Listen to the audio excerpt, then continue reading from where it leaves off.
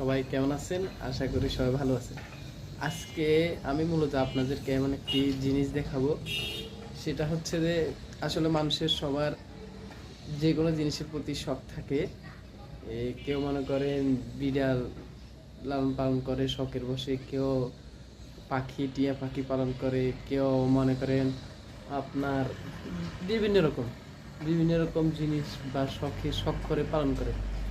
ঠিক আমি আসলে ঠিক একটি ব্যতিক্রমী একটি জিনিস আপনাদেরকে দেখাবো, আর সেটি হচ্ছে যে ইকুরিয়াম। আপনারা অনেকে চিনেন, সেটা মূলত বাসা বাড়িতে থাকে বা এটা মানে শপে বিক্রি করে, আরও মানে অনেক সুন্দর ইকুরিয়ামগুলো মাছ চাষ যেটাতে করে আর কি। ঠিক তেমনই একটা ইকুরিয়াম আমি আপনাদেরকে দেখাবো। আপনারা দেখলে হয়তো বা অবাক হয়ে যাবেন। এটা আসলে আমাদের নিজেদের হাতে বানানো ইকুরিয়াম। আপনাদেরকে দেখাবো এখানে কি কি মাছ আছে, এগুলার সবগুলো আপনাদেরকে দেখাবো।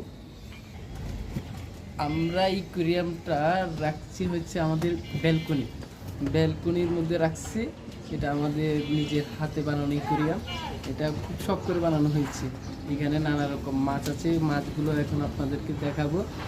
চলুন আমাদের ব্যালকনির ভিতরে আসুন, আসলে আপনাদেরকে ইকুরিয়ামটা দেখায়, যেটা আমাদের হাতে বানানো ইকুরিয়াম। দেখেন, এটা হচ্ছে একটা কেমিক্যালের ড্রাম। এই কেমিক্যালের ড্রামের ভিতর অবশ্যই দেখা যাচ্ছে না, খাবার দিলে মাছগুলো দেখা যাবে। এগুলা আপনার সব বিদেশি মাছ। দেখুন কার্পু, যেটা থাইল্যান্ডের কার্পু নামে পরিচিত, এক একটার এক এক কালার, অনেক কালারের মাছ আছে। এগুলো অনেক শখের। এই ক্রিমটা নিজের হাতে তৈরি করানো। আর এই যে এই জিনিসটা দেখতেছেন, এটা হচ্ছে যে মাছের যে অক্সিজেন লাইনটা একটা মোটর দিয়ে এটা তৈরি করা হয়েছে। আসলে মানে বলতে গেলে এটা একদম আসলে ঠিক দেখা যাচ্ছে না, আর পানিগুলো একটু ময়লা ময়লা দেখা যাচ্ছে।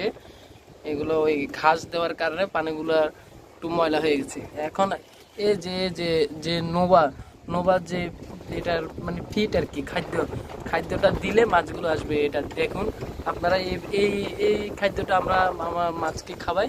এটা আমাদের নিজের হাতে তৈরি করানো। এই দেখুন এখন আসবে এই যে দিচ্ছি, এই দেখুন এখন আসবে। এখন মাছগুলো খেতে আসবে। এই দেখুন বাতাসের কারণে হয়তো আসতে পারতেছে না। এই যে আসবে, এখন আসবে, দেখুন।